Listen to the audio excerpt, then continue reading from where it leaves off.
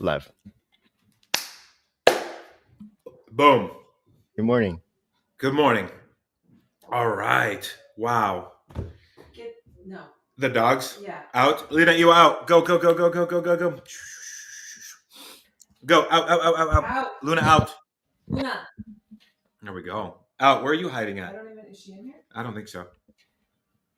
If she is, I'll make sure to get her out of here. Wow. Good morning, Leslie. Who's street parking? Is that you, Salvi? What are you talking about? There's That's like me. a comment. Oh, that is you? Okay, cool. Oh, you don't want to do that? I'll just, Too yeah. loud. Miranda's eating right here. So she is in the room. She's very present. She's right behind me. Eating. You know what? I could do with some sourdough right now. I didn't eat breakfast. I'm wrecked. Why didn't you eat this breakfast? That was for There's- you. I know, but there's two of them. I don't have an appetite like that yet. Hmm. It's like weird right now. It's funky, Okay. you know? All right. Good morning, Glorabelle. Good morning, Julie. Good morning, Leslie. Good morning, Glory Bell. By the way, we have one of our team out there in the hood going to Disneyland today. Right. Drew's in the house. Good morning, Kelly.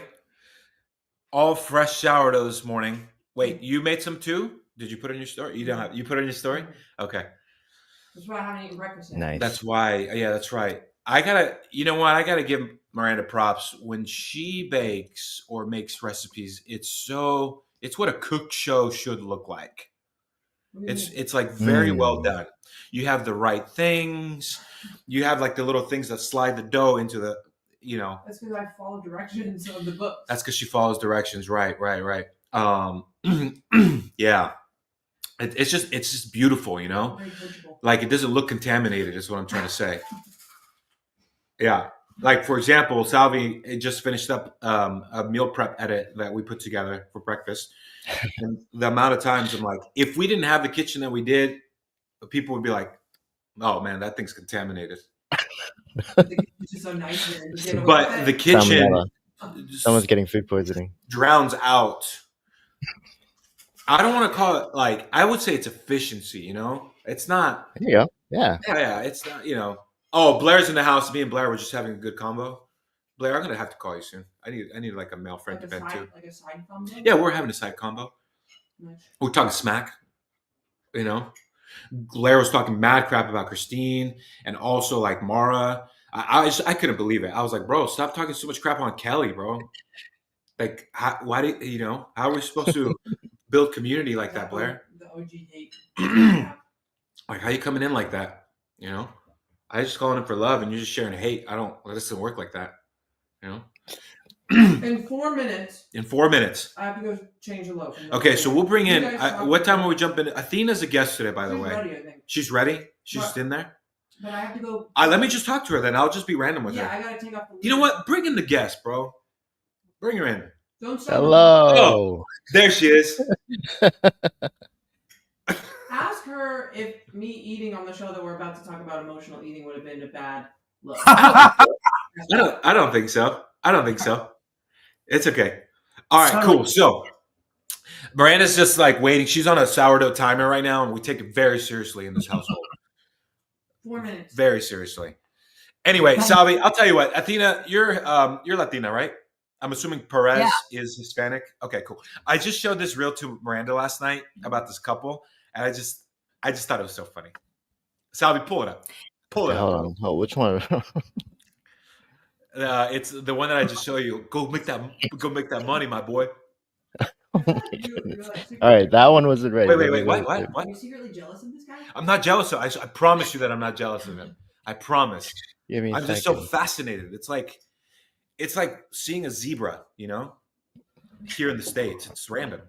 It's just like I've never seen such a thing, All right, so I was gonna pull up something, Athena. We're gonna connect and bond over this reel real quick. Okay. Show it.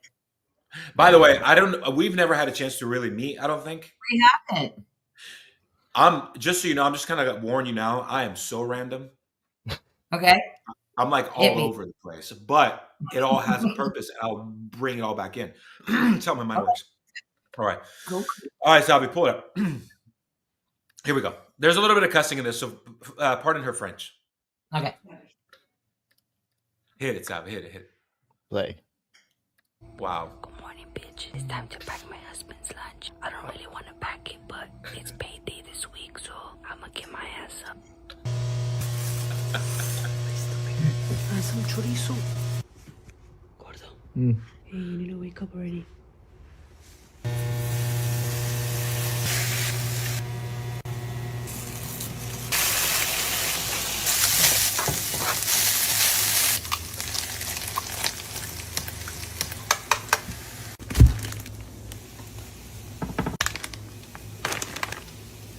Oh my goodness.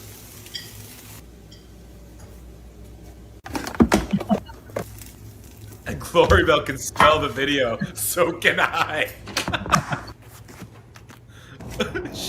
Oh my goodness. Sergio's truck is making a weird ass noise. Your truck is making a weird ass noise. Because my windshields don't work. My windshield wipers don't work. Don't get a Ford. Don't get a Ford. Bro, this is a fucking 1984 truck. Okay, then get my coming. First of all, your underwears are all fucking ripped and you want a brand new truck? Vámonos. Go get that money, my boy. Thanks, Selby. Athena, what goes through your mind when you see that? I don't know.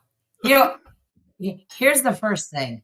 Perez is a Hispanic last name, but I am not Hispanic. But you're not Hispanic? Oh no! No. I'm Ukrainian. Oh, you're Ukrainian? What the heck? Oh man. Okay.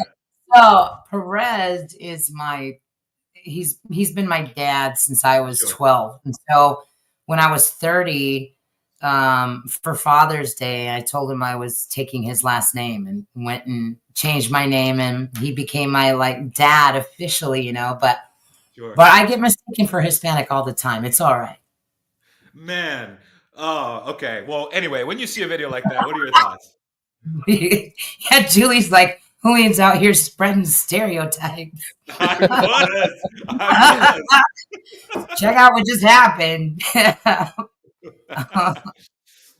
That video was so funny to me. I was telling Miranda, I was like, I'm just so confused. That's like a combination of like a sister, a mom, and a wife. Mm-hmm. It was like all of it. I could smell it though. I'll say that. I could smell the beans, the chorizo. Right? Yeah.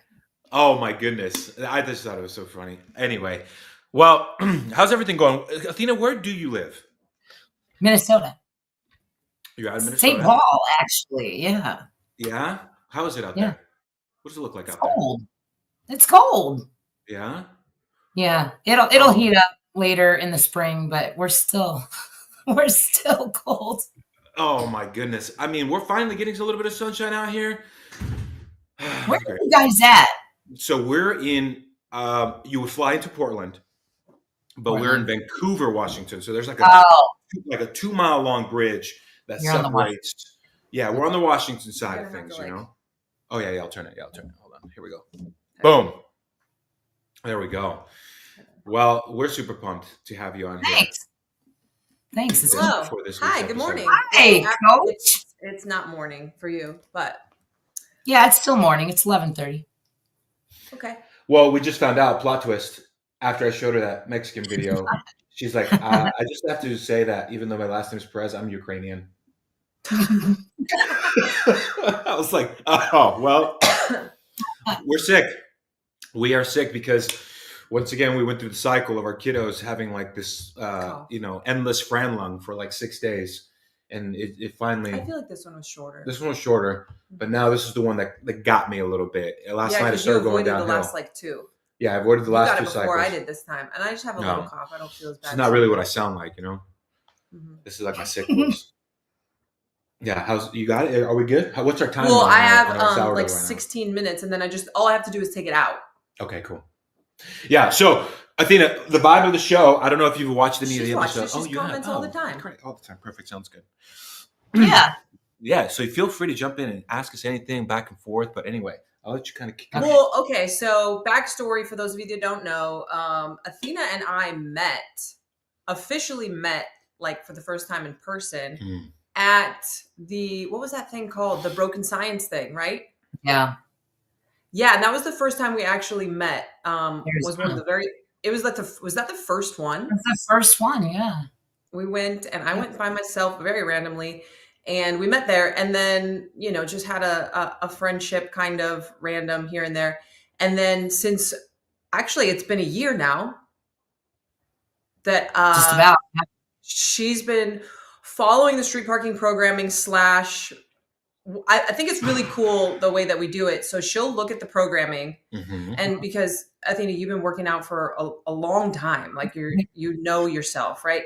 And I mean, she has a seminar for working with larger bodies. Did I say that properly? Okay. And which I went to also. You did? Yeah. A bunch of our staff went to that seminar when she was here in Portland. Oh, street parking peeps went. Yeah. Yeah, there was a bunch of us. And then, anyway, she was doing street parking, but it's really cool because that was in 2023 when we met at the Broken Science thing, huh? Yeah. It's 2 years ago. It's been a couple of years already. Yeah. Okay. She'll look at the workouts and send in, hey, this is what I was thinking is appropriate for me. And I would say like 60 to 70% of the time, I'm like, cool, great, do it. And then the other 30 to 40% of the time, I'll be like, I'm going to go with the assault bike instead. Like you're going to do the bike or add this, or I think you could do this many reps or whatever. And so I just give her a little bit of push or a little bit of feedback or whatever, but it's worked really well. Anyway, for me, I don't know how much, you want to speak on that a little bit? It really has, because it pushes me to, like think about the program, carefully look at like all of the, the substitutions and then create, what I'm going to do that day. And I love having the flexibility to be able to do that for myself. But I think one of the things that I valued most about having you as a coach is that this was something that I talked to you about when we first started working together. My concerns about not having a coach was that I wasn't going to push myself enough because I feel like I don't, coming out of like the knee surgeries and stuff, I had a tendency to, I think, overscale myself, be a little over, what's the word? Cautious. And I don't necessarily need to be, but I think I continued to be. That was the problem.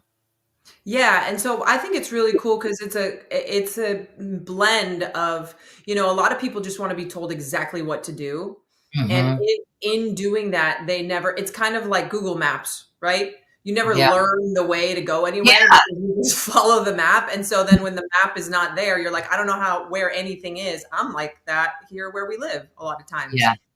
And where she's like, hey, this is what I think I'm going to be able to do. And there's a little bit of guidance and a little bit of maybe push. They're leaving. Oh, okay. They're leaving. Oh, sorry. Hold on. Kids are leaving. Heading out. Goodbye. Okay, Benny. Beso. Bye, Kuji. You are out. That doesn't mean you can come in, Iwa. Come here, Kui. Okay. Love you, buddy. Come here, Kuji. Come here, Kuji. Come on. Can I have beso? You just eating chips? Okay. Have fun at the park. What about Papa? No? You were out. Come on. Athena, really quick before we keep going. Salvi, if you can chime in on this. Is the audio a little blasted? It seems loud. It seems really a little bit loud. Maybe it's just our headphones. Can we turn it down? Yeah, maybe turn down your volume. You guys are reading fine here. We all right? Is it mine? I'm going to shut the door. Iwa, hold on. Come here. Let me see here. Okay. I think we're good. How's that? Awesome. Yeah, it's a lot better. That sounds good. Okay. Anyway, so that's our deal. And then for those of you guys that have been following Athena, or for people that aren't, do you want to tell a little bit about your like journey that you've been on? Just a little bit of backstory of your goal that you set. I think it was just a little over a year ago, where you're at with it now and how that's going. And then I'll bring up why I was like on Wednesday of this week, like we have to have Athena come talk to us. Yeah. Okay. So, let's see. Well, I've been in the CrossFit space a long time now, about 7 years. Just kind of joined on a whim, was looking for a coach to help me just learn how to walk again. Like I walked into a CrossFit box. We don't know for sure how much I weighed because scales stopped at a certain point. So we think it was like right around the 500 mark when I started and got into CrossFit. And that's kind of like the rest of set the pace for the next 7 years. I lost a couple 100 pounds and got my L1, got my L2, ended up opening up an affiliate, wrote a book, and started the seminar. The seminar kind of came about to try and help coaches understand some of the challenges that larger bodied athletes go through. Just taking a lot of those lived experiences and be like, hey, I think there might be some things you might need to know to be more successful as a coach, And so last year, I had been through like a real lull, like in the journey. I had lost a bunch of weight, had surgery, gained a bunch back. So I was about 150 pounds from being down to like that 200 mark, which is that's that first goal that I really wanted to get to, and was just going through a really tough time. I just couldn't seem to get out of the hole I was in. And so on a whim, I sent this thing out to the universe to have Hiller be my coach, and he took it on. And the goal was to lose 148 last year. We ended up getting to I don't know what it ended up with, 101, I think, or 9. I don't know what did the year end up with, 90, something like that. So we didn't get near as close as we wanted to, but God dang, we got a great start. And so now it's just continuing what we started. One of the very first conversations that we had, I don't know if you remember this. I remember sitting in our old driveway talking to you and, because you had put out this very specific goal by this very specific day. Yeah. And I was kind of like, I was a little uncomfortable with that, to be frank. I was just like, so is that how you're going to measure success? Because, the That's comments true. Are saying here, like 101 is amazing. Like it's so great, but will that feel like a failure to you? Because I wouldn't, as your coach, I wouldn't see that as a failure. Like for us, consistency and all of that is so much more important than performance numbers or weight loss numbers. And we like really talked through that. And I wanted to make sure that I wasn't jumping into like almost feed this unhealthy idea of what success was going to be for her. And she, of course, assured me that, she understands. And, one of the things I said to her was, I feel like if you were to hit it exactly on the exact day, it actually would be less inspiring and like maybe less helpful for people if you were like, yep, I said I was going to lose 148 pounds by January 1st and I lost exactly 148 pounds on December 31st. And that's not, that's inspiring, but it's not as real. And I don't think it actually helps as many people as what you're saying now, which is like, I set out to lose 148. I lost 90 or 101 or whatever it was, but I'm still going and we're still here and we're still doing it. That to me was, I wanted to make sure that that's where her head was at before I got involved. Cause, just making sure. And of course, like she assured me that you had been through a period where you had to learn that the hard way, kind of. Oh, I did. So, and I think that's how I got through that reassurance with you that at the end of the day, yes, there was this big goal, but I was going to be okay no matter where it ended up because I'd been there before. And so the first time I came into, when I started CrossFit that first year, I said I was going to lose 200 pounds that year. And, I don't know if I believe it when I said it, but I was going to give it, the good old college try. Well, at the end of that year, I had gotten to 187.5. And you'd think that getting that far, like it would have been the best thing in the world. It would have been like, but it wasn't. Like it literally sent me on like a 2-month spiral because I didn't hit the goal that I wanted to set. And yes, 187 sounds great. But at the time, I was like, this sucks because I was so close. Like it's like going to the games and working your ass off all year. You get to the games and then you place fourth. Like that would be hard. Right? That's what it felt like. What do you have? What is there a specific weight that you still have in mind?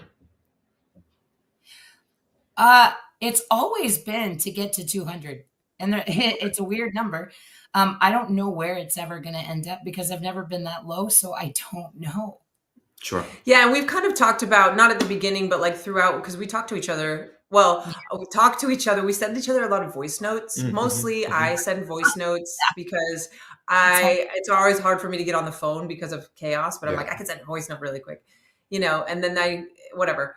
But when we've talked, it's kind of like, even if there's a week where you don't lose anything or it's stagnant for a little bit, it's kind of like, and what's the alternative? Like, because it's not like when you hit 200 pounds, you're done. Like, you just kind of have to. Right. No, it may not be done. It may not be done for a while after that. We don't know. Well, and it's a forever, like, even to maintain a healthy lifestyle, even if and when you do hit this specific number, like, there are some things that might be a little bit less, all the time, like your long, slow distance and stuff, but who knows? Yeah. It's funny that you say that because me and Kim have these conversations all the time. And one of the things that she has shared with me is that, especially if you have, this is our topic today, right? If you struggle with emotional eating, it's going to have to be something that you could potentially work on the rest of your life. So for her, for instance, when she was talking to me about it, she's like, Athena, sometimes this phase, maintaining where I'm at, is harder than the initial loss. It's as hard, if not harder, maintain that. So I think I know that going into it, like, that's why I guess I'm not as fixated on the time as I once was, because the further down this process I get, it's like, this is a forever thing. This is always going to be something that this is my burden. This is like a burden that I was supposed to carry. And I've made peace with it. What I was going to say before, because I don't want to get into I have 2 minutes before I got to go take that thing out, and then we'll go into the topic. But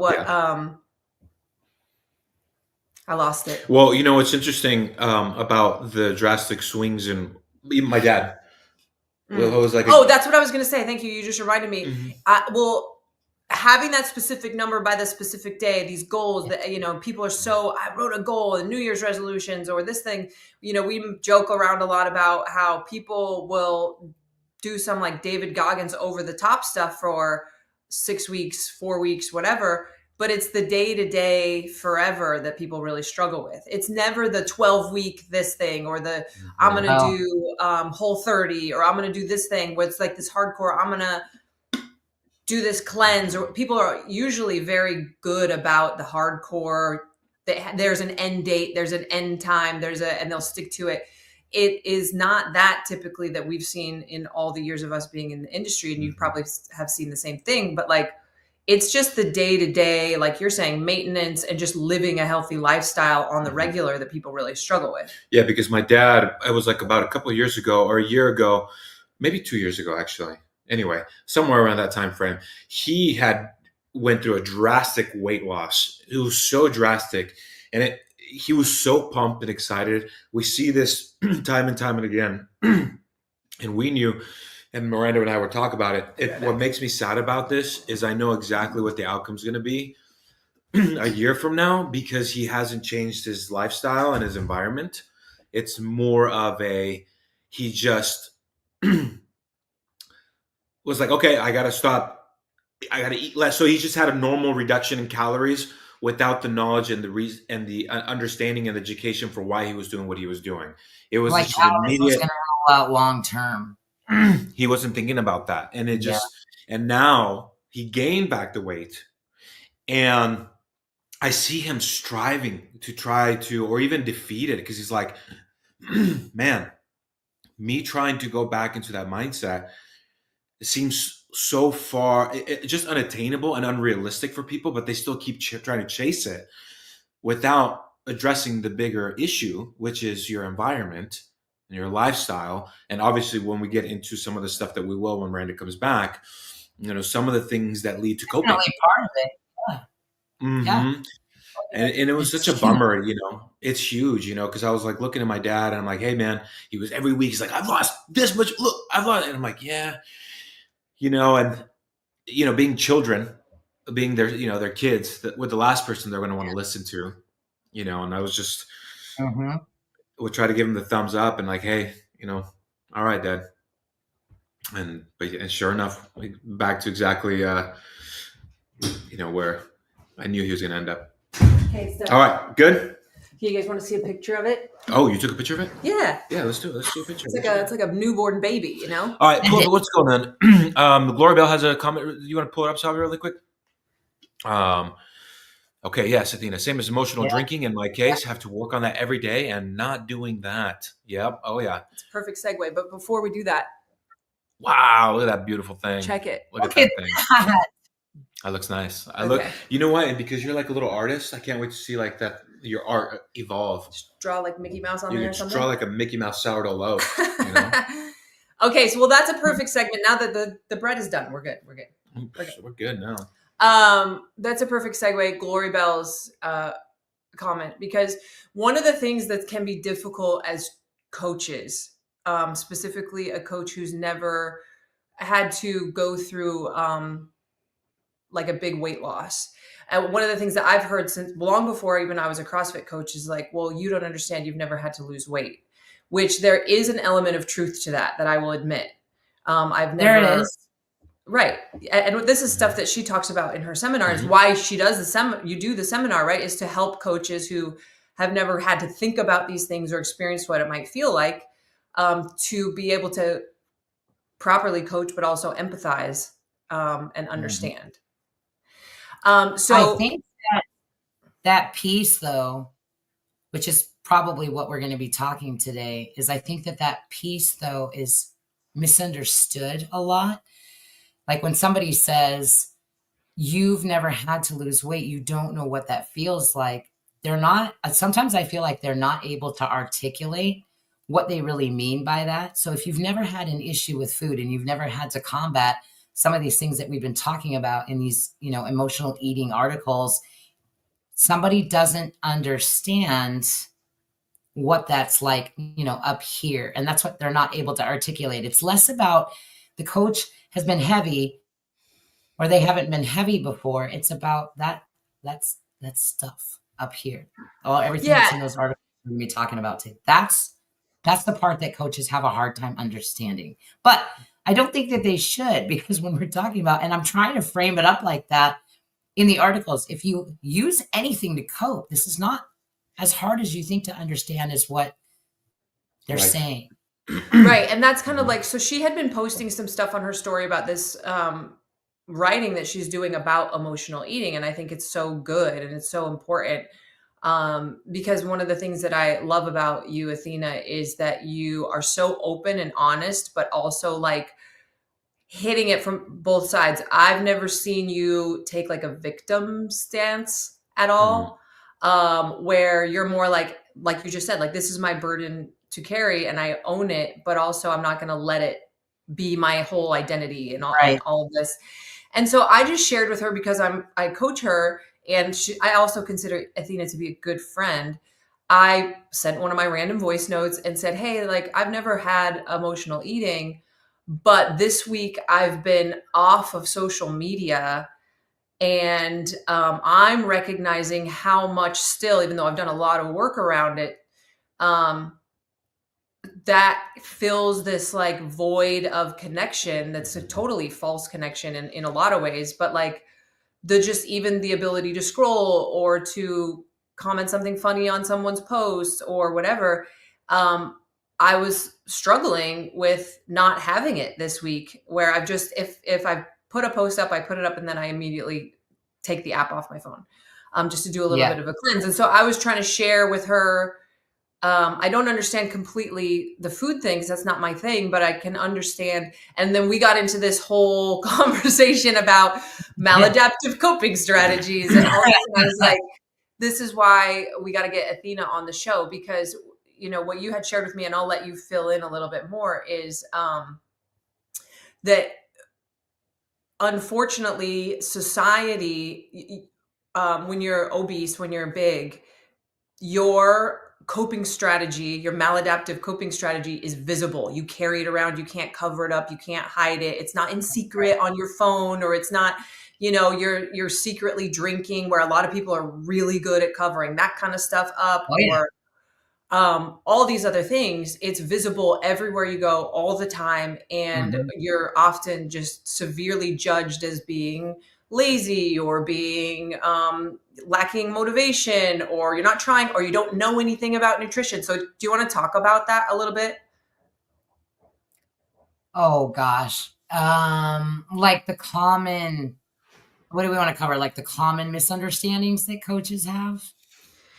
Just kind of some of the stuff that you've shared with me about the studies, like the 70% of people who are obese actually struggle with this thing, and like what emotional eating is, and how you see that, because you and I were talking about it, how you see that is the same thing as somebody who has a drinking problem or a gambling problem or pornography, like whatever. Yeah. Okay.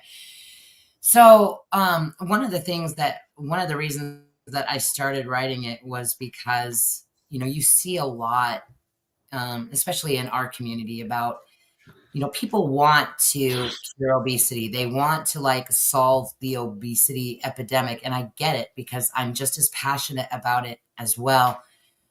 But it constantly frustrates me, because I think it's always coming from a place where they just don't understand how many nuances and how many rolling pieces there are at a time. And one of the things that they've done tons and tons and tons and tons of studies on is this connection between, you know, emotional regulation, you know, emotional eating, and people that have obesity. They're saying like, look, we think the numbers are at about 70%. Personally, I feel like that number is a little bit higher. But say we just use that 70% number. You're talking about 70% of people who are larger bodied people are carrying this because they're not understanding that they regulate their emotions with food. This is their coping mechanism. And a lot of them have done it for so long, and it's been programmed for so long that it just becomes instinctual. You know, sometimes you don't know that you eat something until it's already done. And then you're asking these same people to, you know, why didn't you track? And why are you lying about your food loss? And it's like, they're not trying to be deceptive. So like pause right there, because that's where I think like I want to really bridge the gap for people who maybe obesity or emotional eating is not their thing. That same exact way that you just phrased that, and I'll just use mine and you can jump in with whatever you feel like you want to jump in with. But like, how often, if you're watching this, if you're paying attention to this right now, how often are you picked up your phone to call someone or to do whatever, and all of a sudden you're 5 minutes into some random scroll, and you're like, why am I even on this platform? Like, this isn't even why I picked up the phone. How did I end up on my like friend's cousin's boyfriend's page trying to figure out what he does for work? Like, you know, and it's like not even conscious what you're doing. Yeah, I would say some of the things that I've been having to work on is addressing shame. And how, if you don't address your shame, how that if you're operating in life feeling shame about yourself, then you have a certain coping mechanism that keeps you in a cycle, and it's hard to get out of that. And it's something that you have to be very, very aware of, like, what are the things that bring me shame, and are the people around you able to support you and pull you out of shame? Because if they're contributing to the shame that you're feeling, then you're staying in your cycle, and and that becomes very dangerous. And so especially if you get around people, so whether you're somebody who's trying to overcome gambling, or you're trying to overcome alcohol, or, you know, the various other things, if you have people in your life that are like, hey, let's go get a drink, or they bring beers over, or whatever, like, that's tough. Now, when it comes to food, It's and that's what we were talking about. Like, it's so everywhere all the time. Well, like, like we call it the shame loop. Like, so somebody that's like an emotional eater, it's this, so you're having a bad, like, let me just give you a scenario. You're having a bad day, you're getting stressed. I just got off a call. I'm running around, I'm busy, I'm not thinking about it. I go to the kitchen, I grab the almonds, grab a big old, fist of it. I'm in the kitchen, I'm talking, and it's not till I'm done that I realize, oh shit, that's probably 600 calories right there. It's easier than you think, when people say, oh, you have obesity, you must be sitting around eating 1,200 calories every meal. No, it's actually much easier than that. It's not this vision of people sitting around, they're lazy, they're eating ding dongs and great big bowls of spaghetti. That's not how it happens. So, they grab the nuts, I get off the phone, and I'm like, oh shit. And then I'm mad, I'm upset, and then it puts me in a funk. And then 2 hours later, I'm doing it again because I haven't been able to crawl out of that. And it's just this cycle that happens over and over and over again.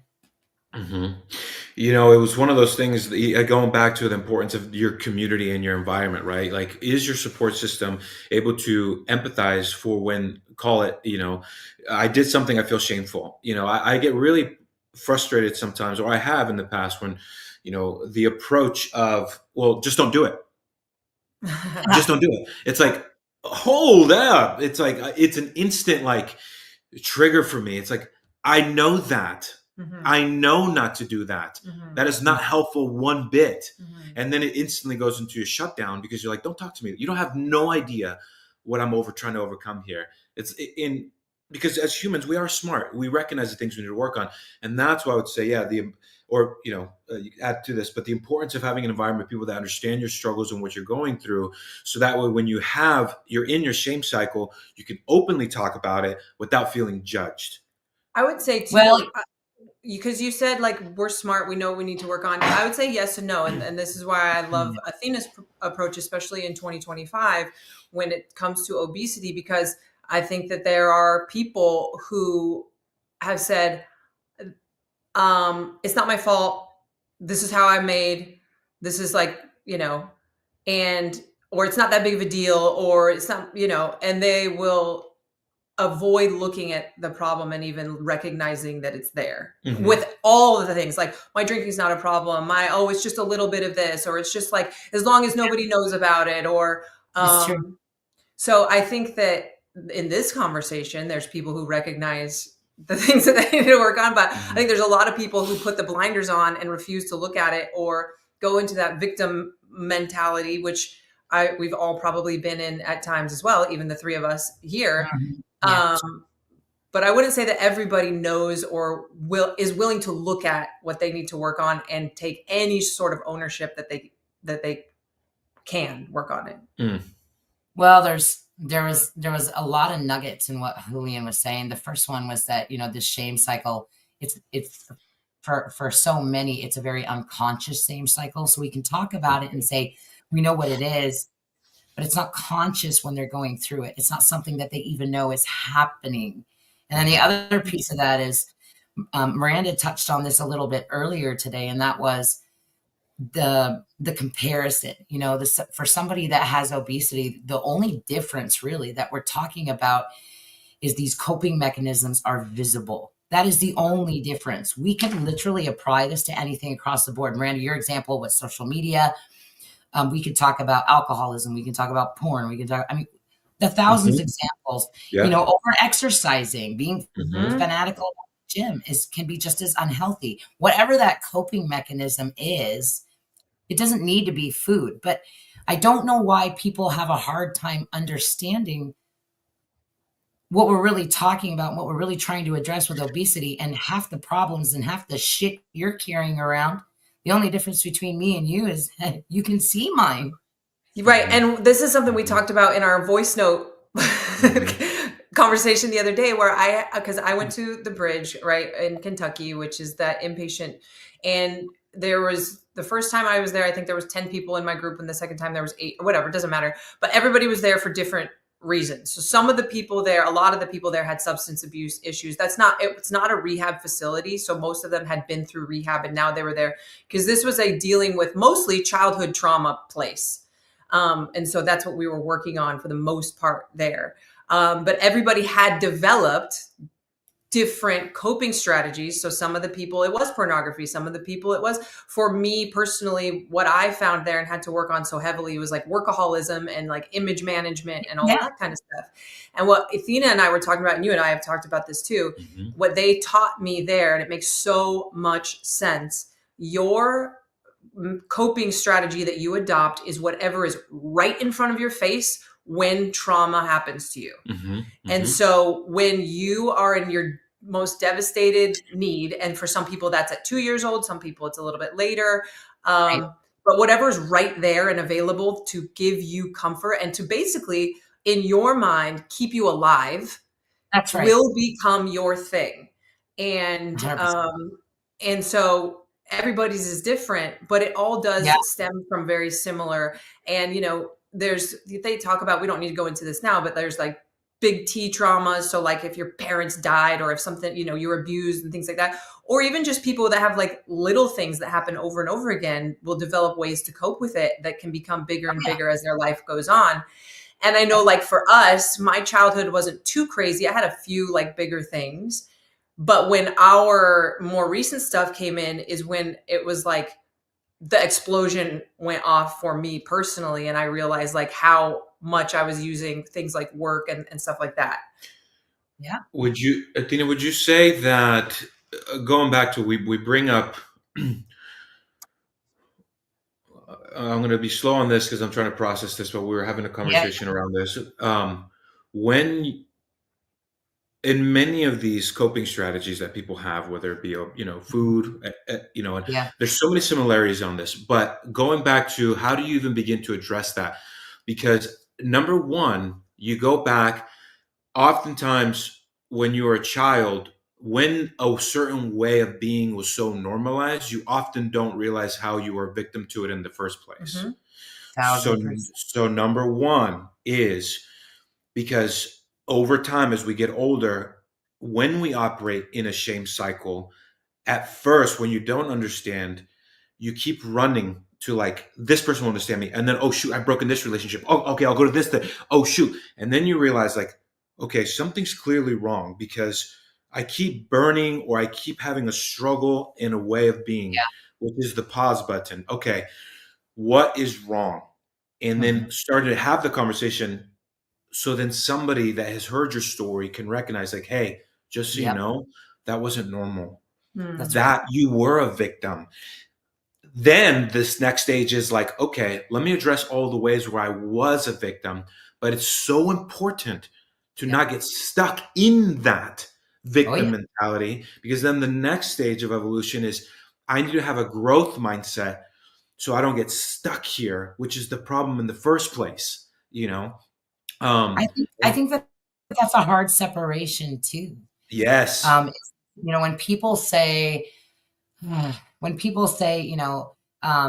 to have the victim mentality, like, let's not forget there are true victims here. Yes. It's really about, what we're talking about in the victim mentality. We don't want to diminish the fact that there are true victims, but it's a matter of, are we going to stay there? That's the difference.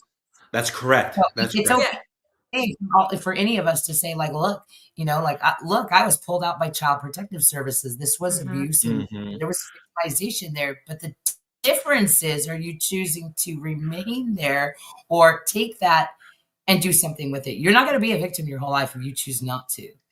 I think that understanding what happened to you, because is important in allowing yourself, like giving yourself a little bit of grace. And so when you're struggling, being able to be like, okay, this is why I struggle with this, but not, so it's not my fault. You know what I mean? It's like, okay, I understand why this is such a struggle for me. Maybe it's more of a struggle for me than other people. I understand where this came from.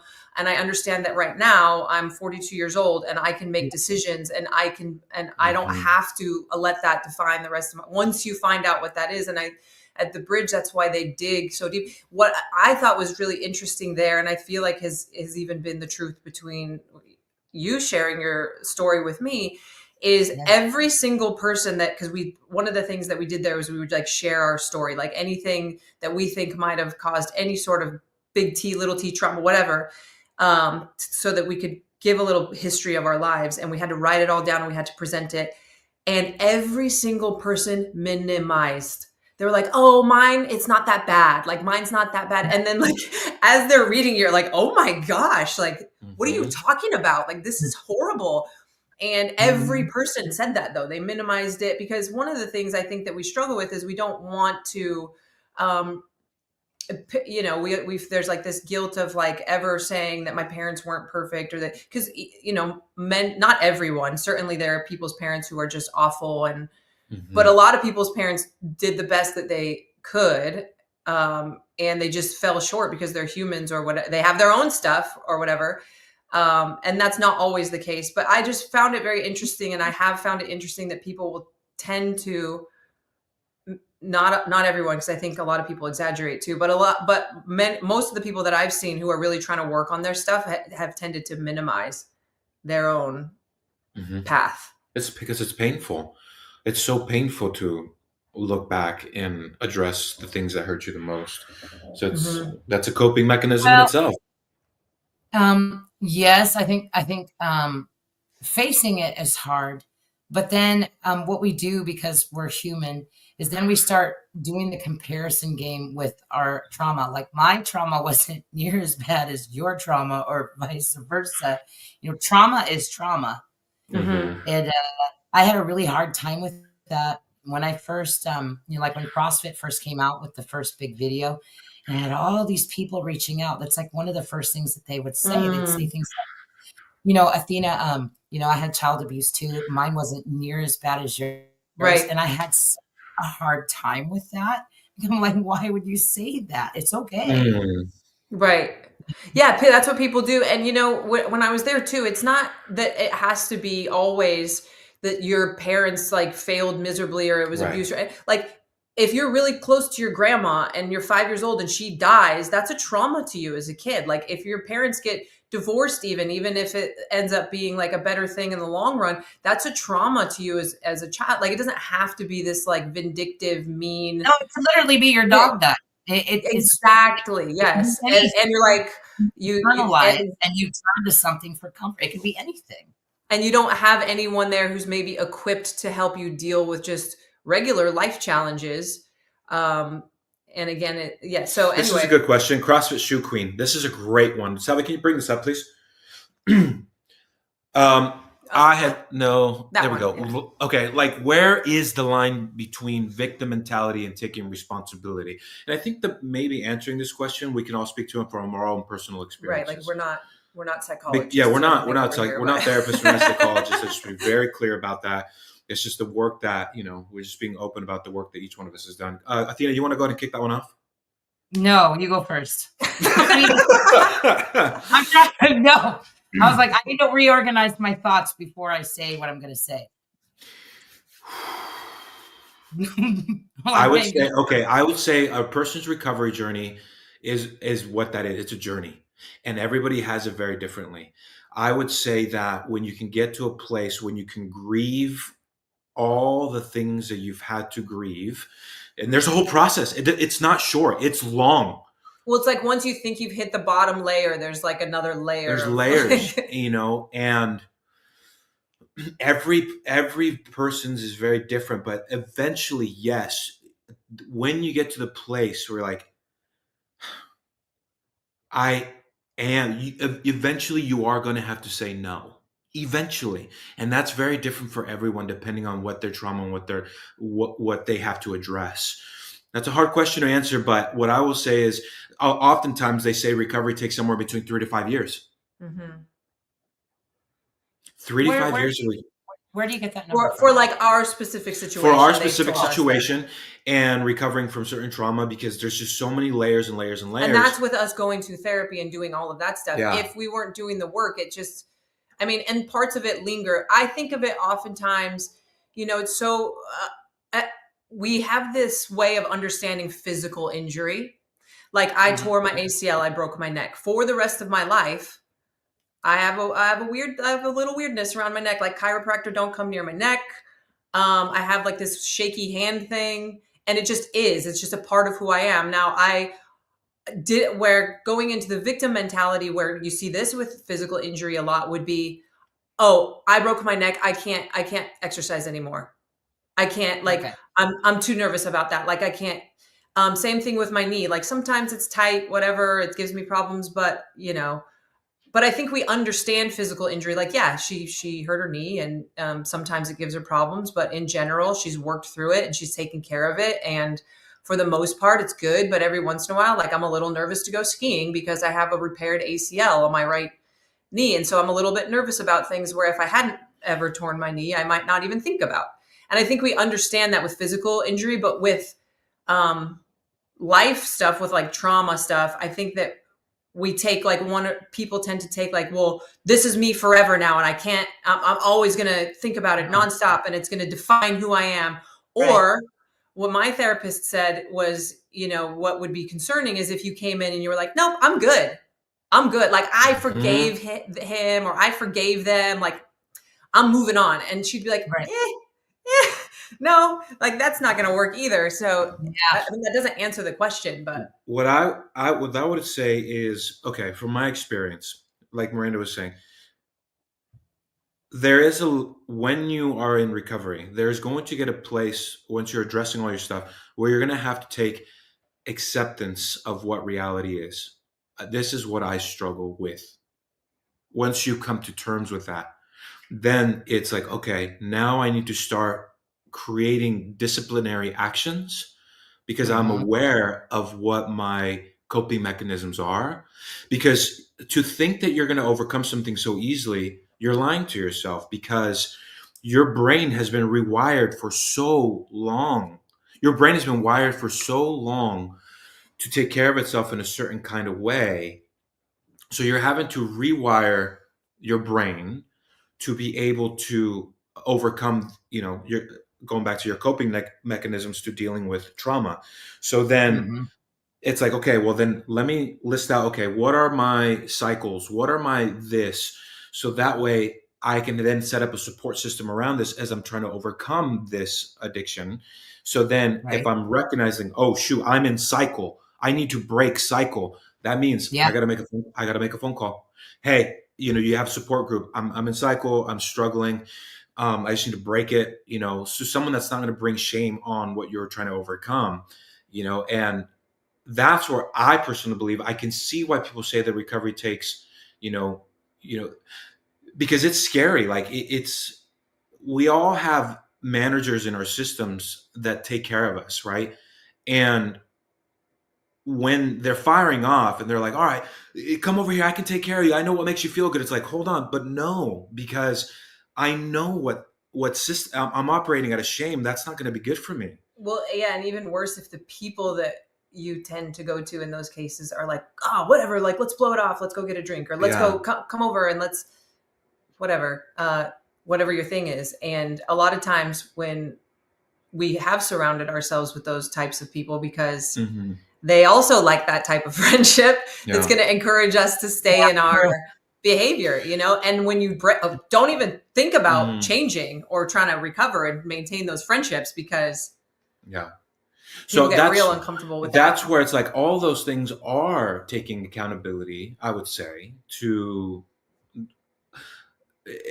accountability has many different layers, and it's I think there's like I think it's James Clear. One of the quotes that I really like is, and it might not have been him, it might have been someone else. To answer that, where's the line between victim and taking responsibility? The quote is, "It's not my fault, but it's my responsibility." Okay. And I really like that. Yeah, it took me a minute to like, how do I frame this? I've answered this question a million times, but I'm like, how do I try and piece this together?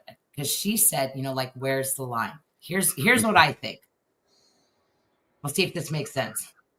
So when does it go from victim mentality to taking responsibility? That's her question, right? And so my take on that is like when you're safe. So that's the first thing. That's the line in the sand.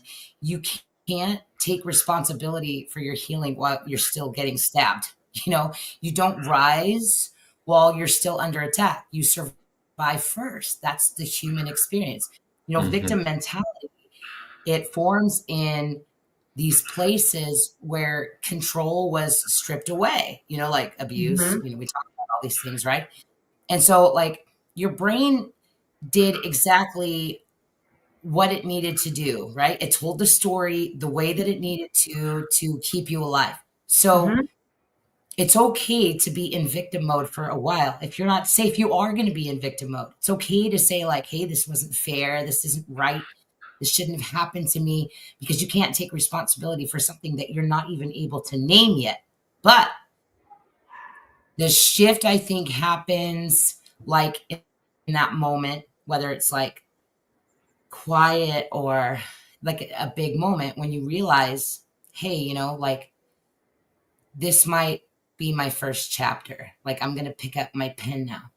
Like this pain, like, it feels really heavy, but it's mine to heal. And it can that's the part that takes people a long time. And this is where I recommend, especially when you're talking about people healing from obesity, this is a healing process.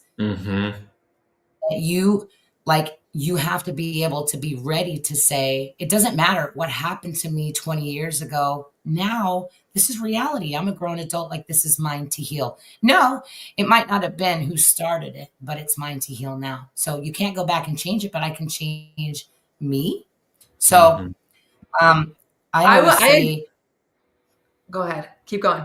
I was just going to say responsibility, like it doesn't erase your pain. It gives you purpose. Yeah, I like what you said about the safe thing. One of the things that I feel though, and this is like, I feel that maybe this happened to me personally, and I feel like maybe you would resonate with this too, is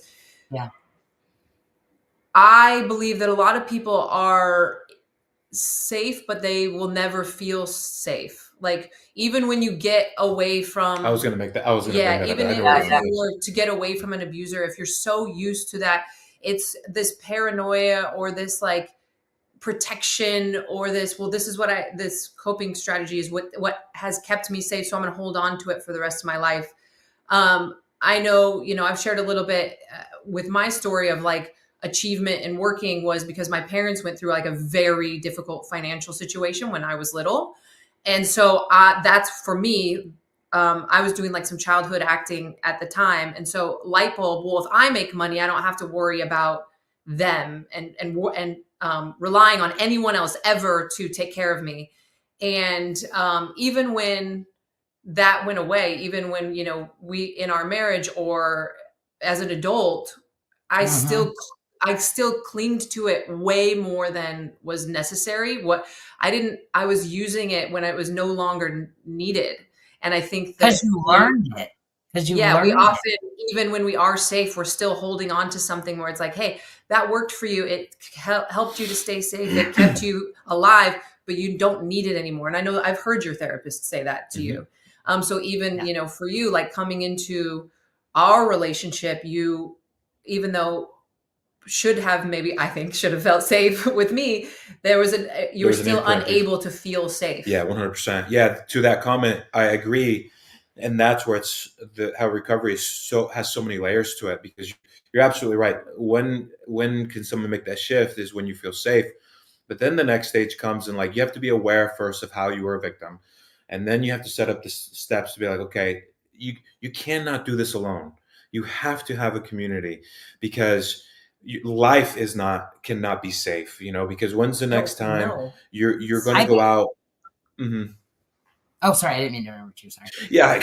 You know, that's the importance of like, you have to recognize your triggers. You have to recognize all those things. And at some point you're gonna be like, okay, you know, because you're going to face moments where like, I don't feel safe. Okay, I'm going to try a new way. But to get there requires so much. Yeah. Go ahead. Oh, sorry. I was like, I think all of those come with like the rebuilding part. Like those are all those Yes. little pieces. I think if I were to try and simplify that and tell somebody else, I'd be like, okay, shift happens after survival, after safety, and when you're ready to build, and when you're ready to rebuild, rather, and like not a damn second before. Easy answer. Yeah. Mm-hmm. You know, and with this discussion, you know, I like how Trish said, great discussion. It is so important because, like, I think all of this is people, one, recognizing the amount of empathy that's required to support people in their recovery, in their addictions. And instead of, if you want to actually contribute and be helpful and you are caring, you'll have empathy. And also, like, that doesn't mean you don't set boundaries, right? Oh my gosh, my dog is like running out up the hill. Anyway, and you have to be very careful about just like taking the stoic route. Well, you know, you just got to do it. You just got to do it, you know, because if you lack empathy, you know, the person's not going to feel safe to come to you when they are struggling. Damn right. You know, let me go grab my dog. Okay. Well, yeah, one of the other things I was going to say about safety, where was I going to go with this? No, I lost it because of the dog. My brain, my little squirrel brain was like, what? Oh, yeah, this is what I was going to say. One of the things that I know that they would do when I was at the bridge, or even my therapist will do, is they'll say like, okay, and Julian has done this with me actually when I was like super in that like fight or flight. I think Mandy had mentioned that, was you have to say, okay, like what day is it? Okay. April 11th, 2025. Where are you? I'm at my house in Vancouver, Washington. Who's here with you? My children, my husband. And so you have to like bring yourself, because we did a lot of like inner child work there, and they like try to bring out that stuff, and it's so powerful. But you know, Julian and I had like this 2-hour long couples therapy session yesterday where we realized, I was like, okay, my manager was talking to your manager. Like we never were in a relationship with each other at all. Like his manager was doing something over here, and then my manager was trying to talk to that person and convince that person. And it's just, you know, but the inner child stuff is real. And when you're in a relationship, or when you're even with what you have going on, like when the 7-year-old pops up, it's just going to go to what it is. Yeah. She's just going to go to what she knows. You know? Yeah, that's right. And in that moment, you kind of have to be like, okay, I'm not 7. I'm not in my dad's house. You know, I'm here in my house that I've put together, that's safe, that I can choose how I live and what I'm going to do. And, and I'm in control now. Like that, they don't control me anymore. They can't impact, but like actually going through those steps and saying like, okay, where am I? What am I doing? Requires an awareness of, first of all, what happened to you. And an awareness of when you start feeling that way, that's what's happening. It's something from your past, or something is creeping up that's coming in and trying to take over to protect you. But reminding, I don't need protection like that anymore. Thank you, you know. But I'm here and I'm good, and I'm going to go for a walk or whatever, you know. At what point, because all of this is amazing, but at what point do you bring in a higher power to help you through this? I mean, for me personally, every time. I mean, that's just me. I don't know if I could have done it without having this be a very Christ-centered journey, but that's just me personally. Now, I know many 12 steps have different, all 12 steps do for the most part. And even there in Kentucky, they do not talk about Jesus. They do not even use the word, some of like the Serenity Prayer and stuff like that has the word God in it. But they tell everybody that goes through that program, you need to find a higher power. There has to be something bigger than you, because as long as it's all on your shoulders, it's too much. It's too heavy. So, you know, there were people there that they called their higher power love, or they called their higher power whatever. And that's all great, but you have to find something bigger and outside of yourself. I think really to be able to. I mean, I feel like I was lucky because I had God. I had an amazing therapist like people that are going through the weight loss journeys, like therapy is like the number one thing I recommend. I don't know how you're going to do it without it, because it's like what you guys were saying. I can tell people like, hey, I know this is what it is, but I don't have the skills or the qualifications really to like, that's what these people are trained in. They're trained to like get to, I call it, like tracing the wire, like that's the kind of analogy that I've been using like in the emotional eating articles, is that everybody thinks it's like, oh, somebody just needs to change their food and they need to get on a workout plan. In my opinion, that's the light bulb.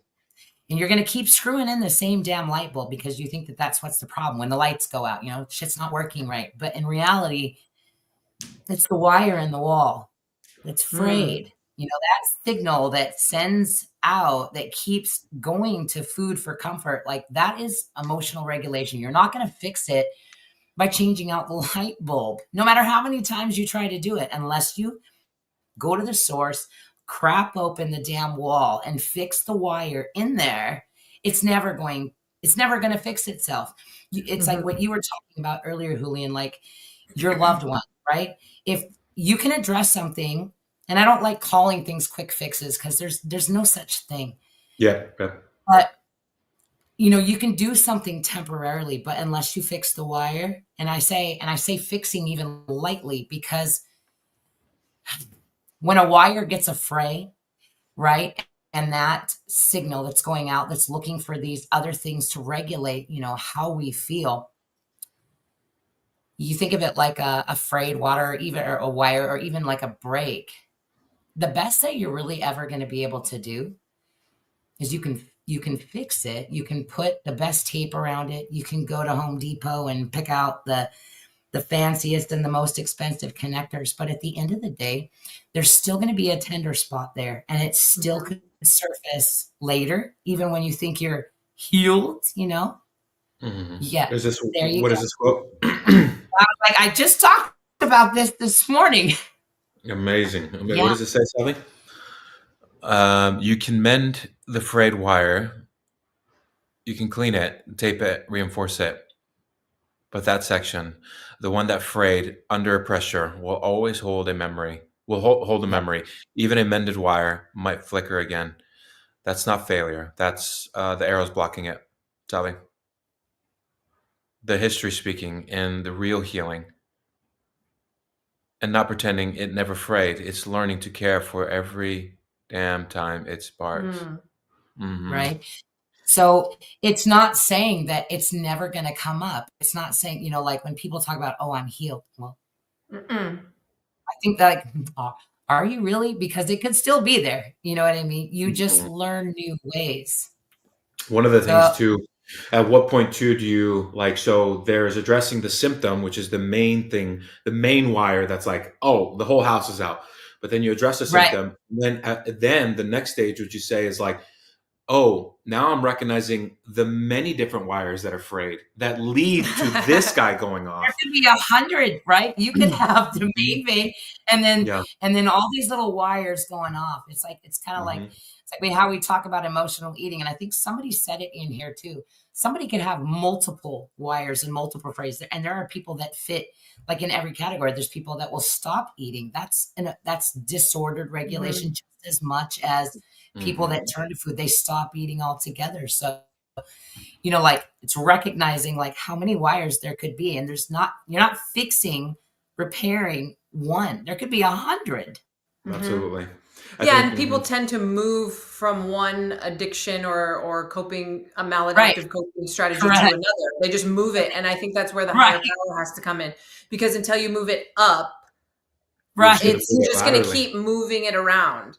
And, one of the things that we were talking about on our little voice note chat the other day is because I had done some writing about this myself a couple weeks ago, was how unfortunate it is, because if you look at our culture and our society, there are so many different coping strategy options, right? Like what we've talked about, whether it's drinking or drugs or gambling or shopping or social media or pornography or food or sex. Like there's so many. And instead of as a culture looking and being like, look at all these ways that are the people here are broken and the ways that they're ruining their lives in various different avenues.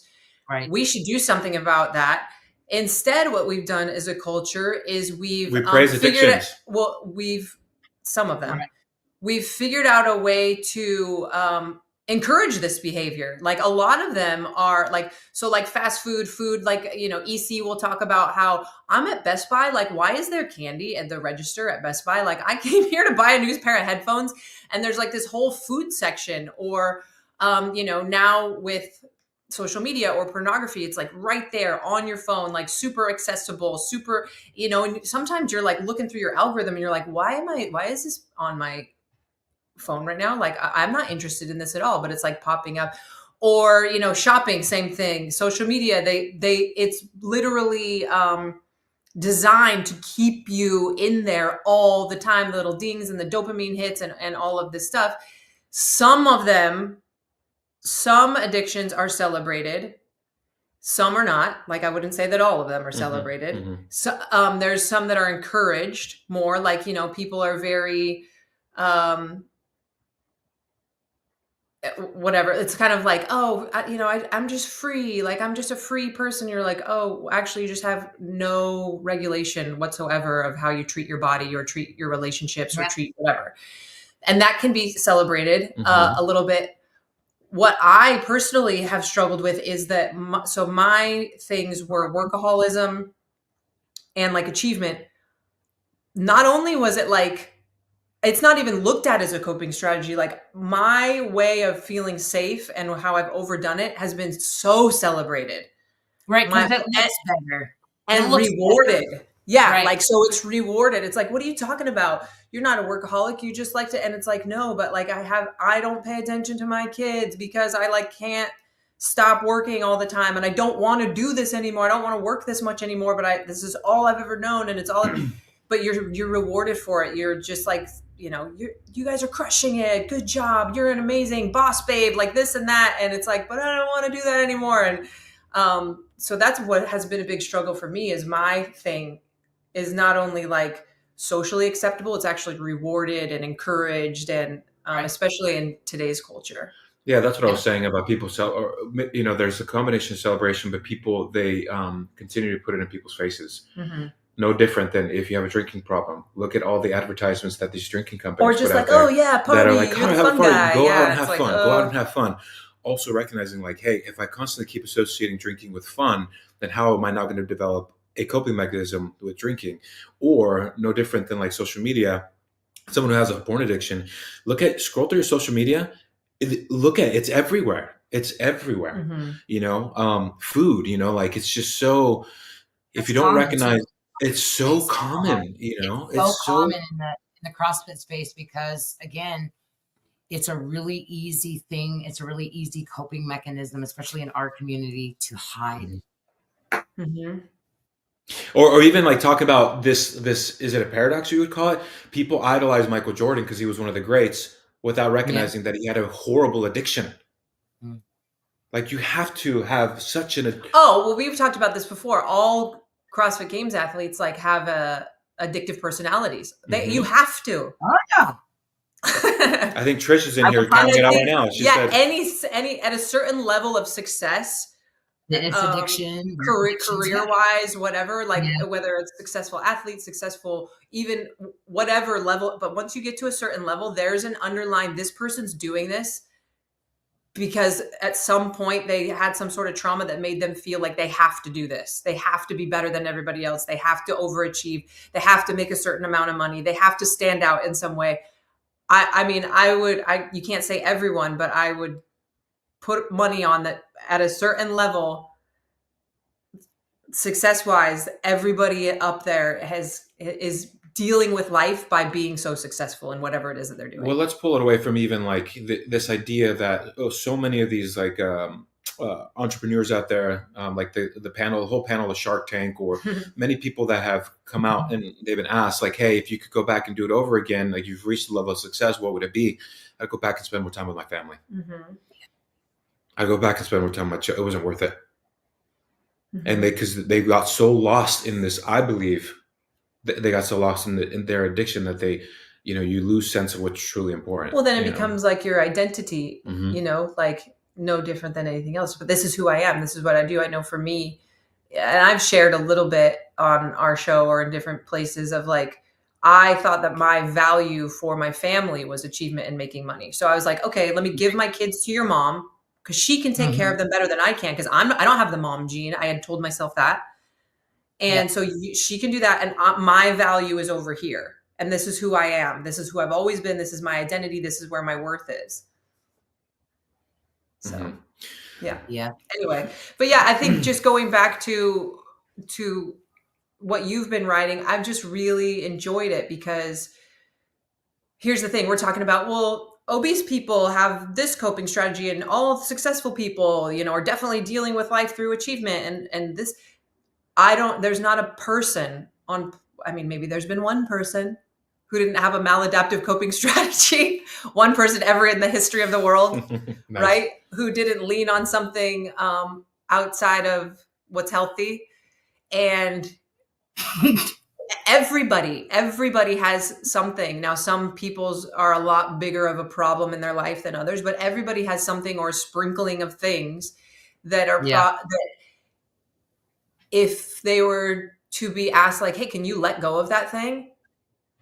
That would be very hard for them to let go of, if not feel impossible or life-threatening. And it's not always going to be one thing. It could be 100. Like if we just say, hey, people with obesity, they use food for coping. No, there's actually such a thing as highly successful people that have obesity. You know what I mean? Like, no, you're going to fit into multiple categories. Totally. You can have obsessive compulsive, success-driven, highly functioning people with obesity that are using multiple coping skills.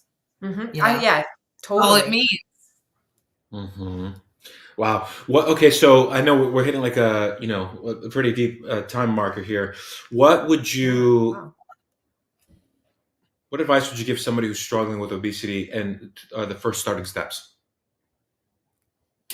Kind of like the ones that we said before, like there's people that reach out to me all the time saying, hey, like I need help. What do I do? And I'm like, are you at a point like right now where it feels safe? You know what I mean? Like, what's our environment look like? What's our people look like? What's our surroundings look like? Like, where are you at? And then honestly, one of the first suggestions that I always make is if you can do it, if you have insurance, if you have the capability, start seeing a counselor. They're the ones that are skilled and trained to be able to help this. Because as much as like, yes, you can join a CrossFit gym and yes, you can, start making nutritional changes. But as we just talked about, that's not going to fix your wire. That's the problem. You know what? I want to add to that. That was something very important. And you also want to be very careful that you don't make those people, you don't become codependent on those people. Because like, let's say you're a CrossFit community, you find a really great gym and they're a really great community. And you're like, yes, I've found this is the solution. Again, that gym and those people become your higher power. And then 2020 happens and all the gyms shut down and you've lost or the owners of the gym move or you have to move or whatever. And now you're like, well, now what do I do? Like that was the only thing that kept me going. Is that what you're saying? Yeah, because one of the rules in my men's group is whenever somebody's struggling, before you make a phone call, check in with your higher power. Because if you don't, you'll end up making that person your higher power and become codependent on and them. And the person is also flawed. And the person, exactly. So, yeah. Yeah, exactly.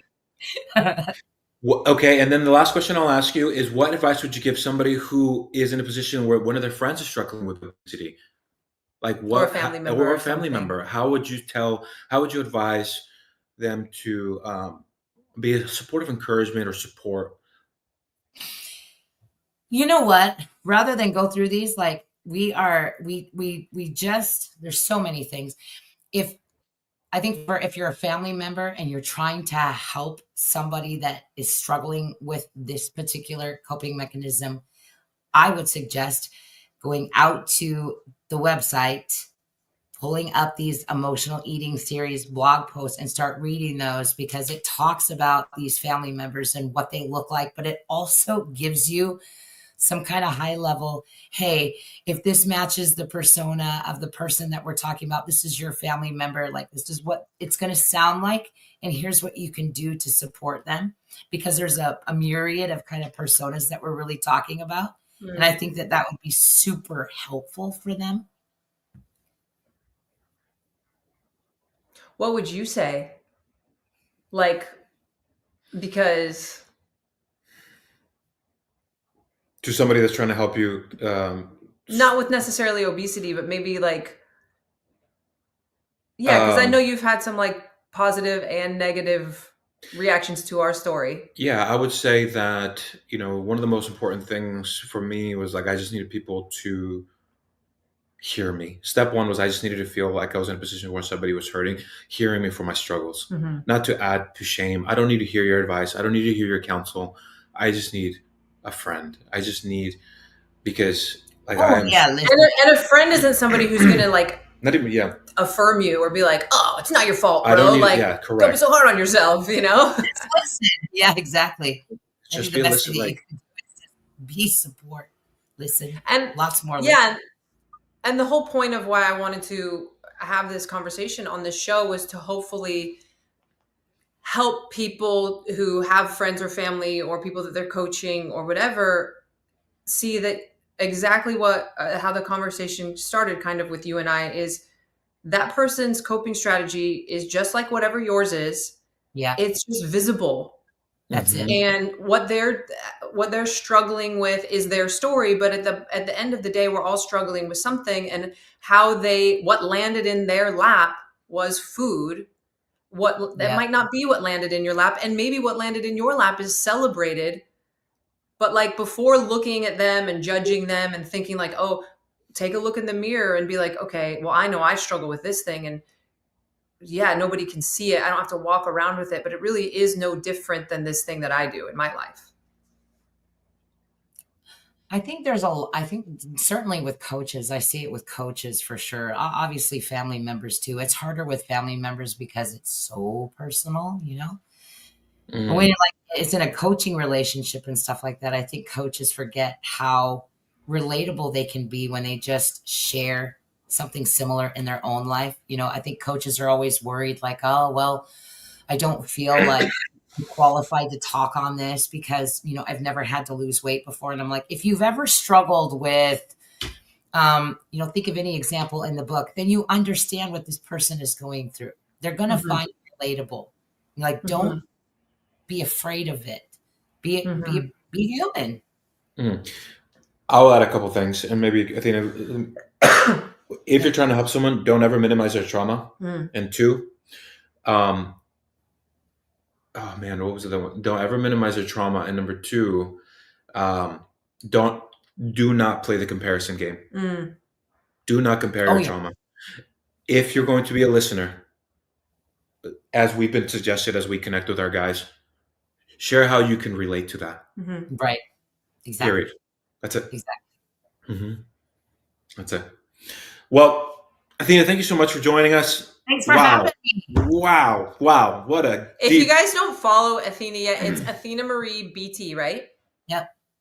And she posts a lot of like excerpts from the stuff that she's writing, and it's just really, really great. So follow her on Instagram and get in on all of her stuff because she's such a great writer. I think that's why we're in many ways, but another way that we are kindred spirits because I really enjoy writing. So we're not doing comparison. I was going to say, I'm not as good of a writer as you are. I was like, don't go there.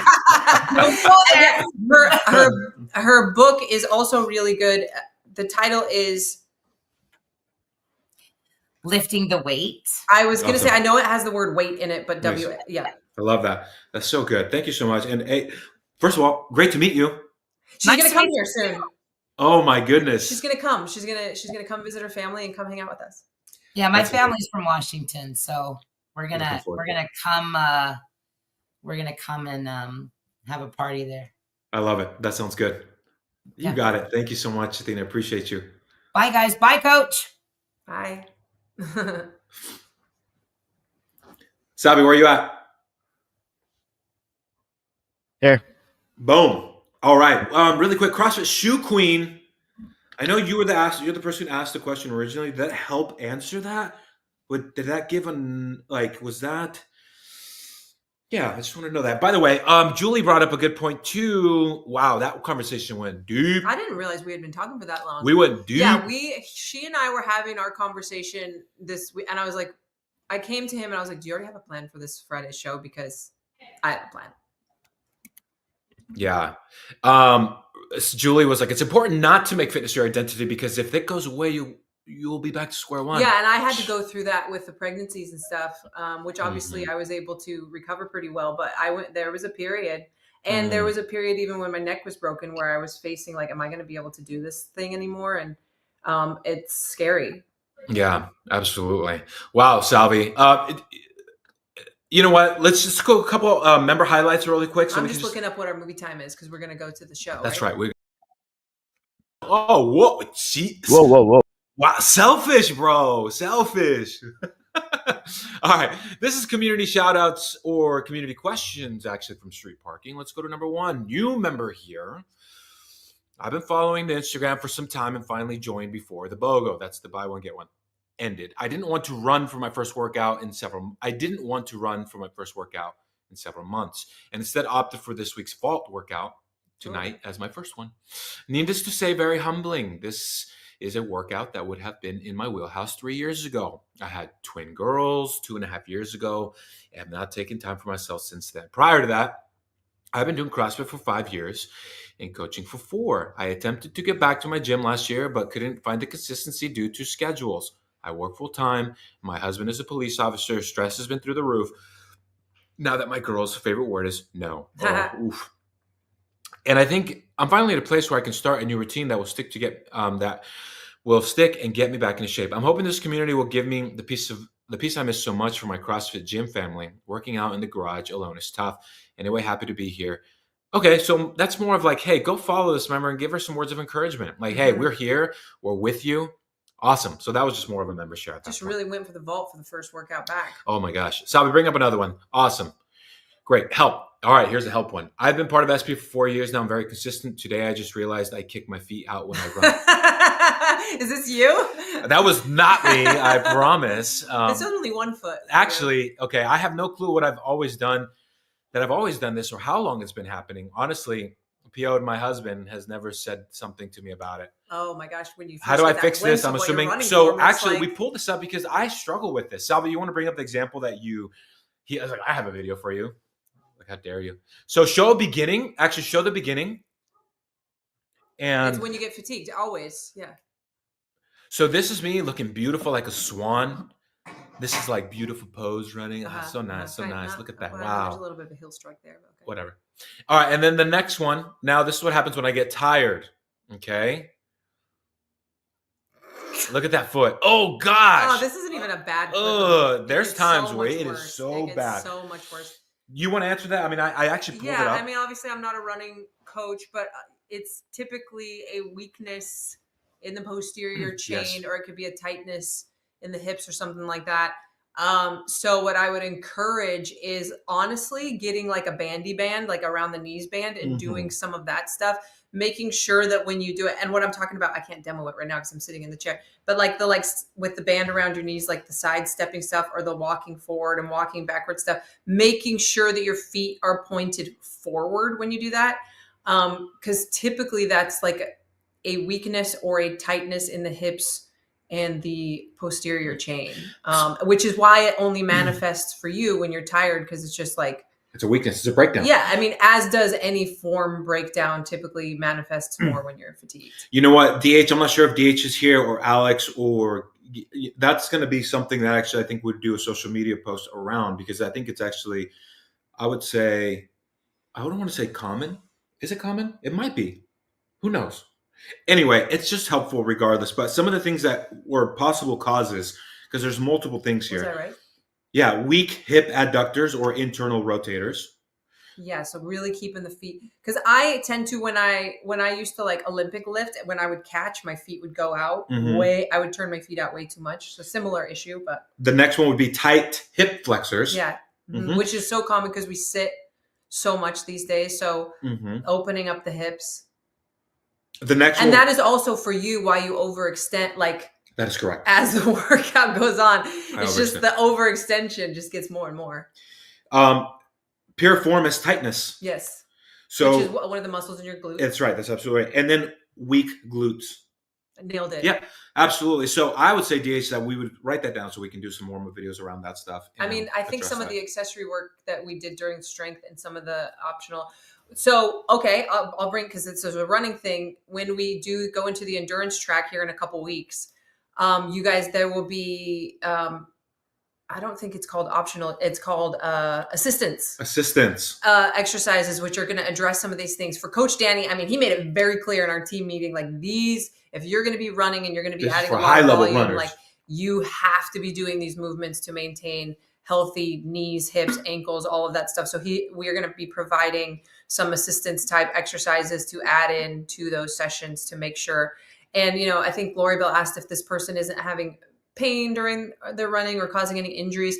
I think eventually with enough volume, yes, you might not be injured running, but I think stuff like that is probably what contributed to when I went to lift heavy, tearing my ACL was like some issues that I might have been having with all the running that we were doing.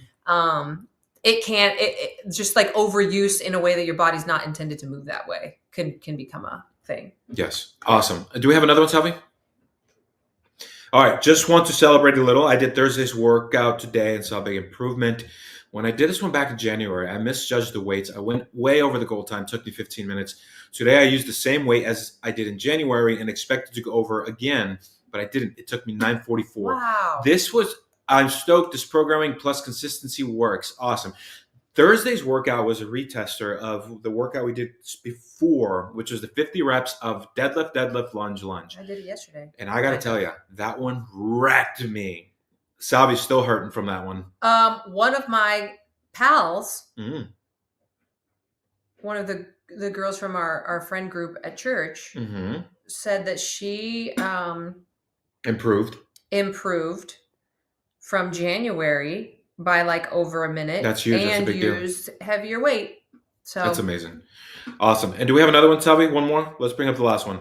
This was more on the support side of things, because if you're a member, make sure your app, that's Brittany's response. Bring up the previous one. There was one there we go. So anyone else having issues with the app, since about February, it doesn't actually log my workout about 3 to 4 times a week. I have to get out of the app and log it in online. I have to check for updates, still doing the same thing. Now, what I wanted to bring up is Brittany's response, because if you are a member and you're having app issues, so a couple things. Make sure your app is updated to version 2.276543321. Just release this update to fix logging issues that some users were having. If that doesn't work, try deleting and reinstalling the app and restarting your device. If that doesn't work, please email support@streetparking.com with the steps you are taking to log your workouts and any screen recordings and screenshots that will help us troubleshoot. I thought you were supposed to go on Facebook and complain. Oh, yeah. You can go on Facebook. What step number is that? This person wasn't complaining. They were asking for help. They were asking. But at what step number is getting angry? And we don't. That should not be a step. Okay. This should just be like the number one go-to. Salvi, you can jump in and bring your presence in here at this point. I couldn't tell if you were being sarcastic. That was nice. Your face. Okay, cool. Is there any other ones? Or actually, I have some memes I wanted to show you for the parents. Okay, but we have another 10 minutes. Okay. Our movie's at noon. Okay, fine. But you can go for it. Yeah. These are some guys. We're just being silly at this point. These ones okay? I haven't seen yet. We're gonna log off in about 5 minutes, but here are some things that would actually. This might be Kim. Are you on here? Kim called me out the other day. She's like, "Your goodbye has like layers. It's like 5 different times, and it does." Oh, this was not deep. a meme. This is not a meme. This is not a meme. Ooh, I don't know. Let's save this one, Salvi. This one goes deep. Yeah, you can't. We don't. 5 minutes is not enough time for. You know which one this one? Yeah. Next episode, next week. Show. Let's just go with yes. Oh yeah, I love these. Play it. Have I seen this one? Yes. Depending on where the word is stressed.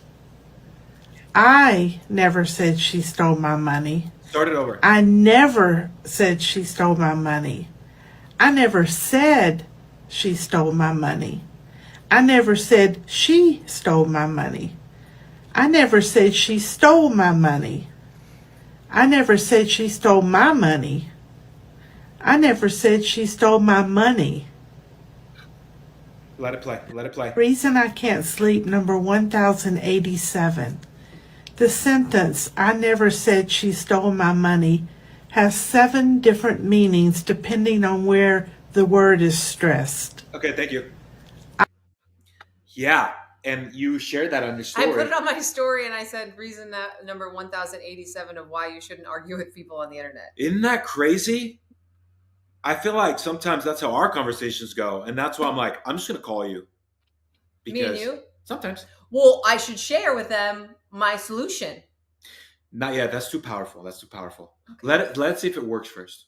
It does work. Oh, I haven't tried it for stuff like that. To me, you have to process it with me first. Okay. Well, okay, yeah. Okay.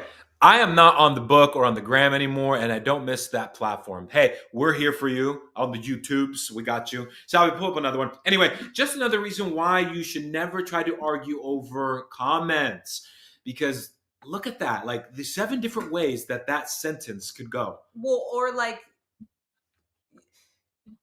when you read someone else's comment or when you read someone's caption, when you read it and where you stress, what word you stress when you read it might not be the word that they were stressing when they wrote it. Mm-hmm. And so, yeah, like it's just, and then you make this huge assumption on what they meant, which just because the word is the wrong word. It's a rough life out there. All right. This was a good one. What does it say, Salvi? The screen? You can read it, Salvi. When I can hear my kids arguing in the other room over toy, but I'm still in the middle of wiping my arse. Okay, press play. It's just so good. Hey! Hey! Hey! Hey! Hey! Thank you. How true is that? It's not true for me because it's so true for me. Hold on, because they would be in the bathroom with me arguing. That's right. About now I'm like, hey guys, I'm going to the bathroom. You guys good? And then all of a sudden I hear them arguing. I'm like, that's me. No, they would be inside the bathroom or at the door, banging on the door. And I'm like trying to resolve their argument while I'm sitting on the toilet. They're like, he stole my magnets. Give him his magnets back. Yeah. I just want a moment of peace. All right, next one. Thank you so much. I don't know if you guys can relate to that. I just felt like I wanted to share that. Okay, press pause. This one's Salvi. Salvi, press pause. I can't read it. Read it for us, please. We're blind. It's like really small. When your kids fall asleep after being a menace all day and squeezes your hand and it resets you to the parenting all over again in the morning. How true is that?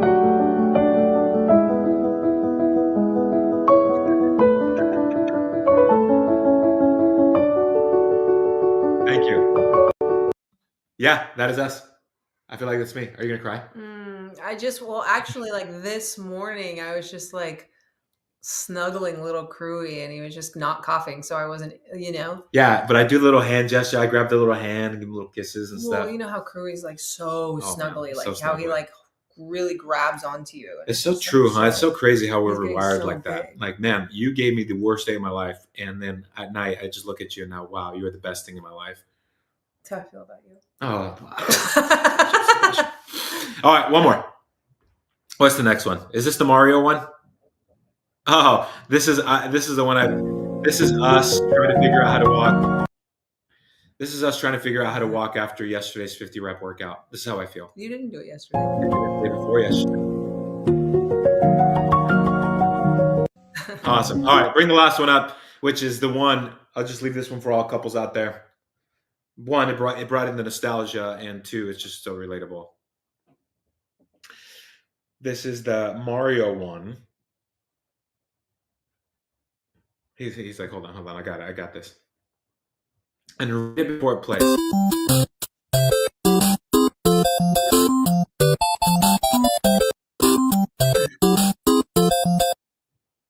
Yeah, so this one says, a visual representation of me avoiding things that make my wife mad.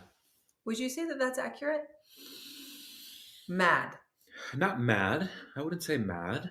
I don't think I present as mad very often. No, I don't say mad. something. Your emotions. Sometimes I'm like, which one am I playing with? And maybe that's what the sticks play. Or the representation.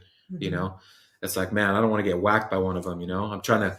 This is what wisdom looks like. Trying to navigate wisdom. I've seen that same meme for other things. I've said like when my therapist asks me when my anxiety began, and it goes back to playing this game as a child. It's a trap. Yeah, this is like, oh man, I just want to get to this level of skill though. This is how I feel every time I post something on social media. This is a visual representation of how it's my go. comment section. In my comment section. Oh man, I'm playing this live right now. It's so good. What was I? All right, Salvi, do you ever feel that way with Aki? All the time. Aki's emotional.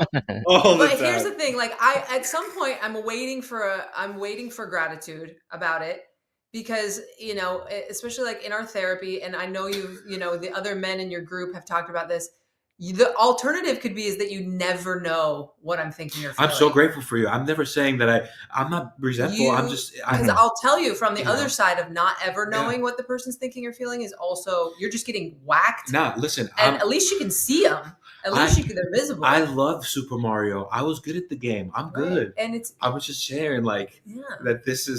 It's cool, Yeah, I'm a gamer. At least there's like if someone were to be like, "How's Miranda today?" The question you're never going to answer is, "I don't know," because we do know. Because you don't know how I am because I can't hide it. Yeah, for sure. We just want to keep the peace. But I just want you to know this was me. Maybe I would have been hit way before, but I'm getting there. Anyway, cool. All right, we're wrapping this up because I'm starving and we're about to go catch. We're gonna go on a date. We're going to date. Chris is emotional too. Nice. Chris, is this you? Who is this? Is this you or Chelsea, Chris? That's Chelsea. Chris and I are the same. Is this Chelsea or is this Chris? Operation is why Gen X needs therapy. Mm-hmm. Absolutely. Totally. That was a great episode today. I really appreciate talking to Athena. I felt like we went hard. Sabi, what'd you think? Yeah, that was great. He said Chelsea 100%. I feel like this is us going into the office. Just like who? Snap! Boom, boom. Just trying to navigate those boxes. That's why I don't go in there. Trying to navigate those boxes, Yeah. Just kidding. Always say no. Always say no. Very nice. Thank you, Christina. Appreciate you. All right, we are done for the day. Thank you so much. We'll catch up with you guys next Friday for episode. I can't believe 13 episodes in. Mm-hmm. We're like almost done with season 1. Mm-hmm. Even Hot Ones only does like 10 episodes. Well, that guy's stomach needs to repair. Yeah.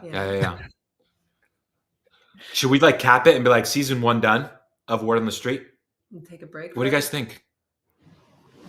We'll leave it up to the people. Eventually, we're gonna have to take. There'll be a forced break for something. Yeah, I mean, if we have a trip or vacation, I'm like, nah, we ain't going live. I'm good. Yeah, right. But like, should we like season this out or something? What do you think, Sally? Yeah, it's up to you guys. All right. Well, I don't know. Whatever's healthy, Whatever's healthy. That's absolutely right. Cool. All right. Well, as always, we'll see you guys next week. For now, we'll figure out what season we're in. We got to get going. Take care. Thank you, guys. Bye.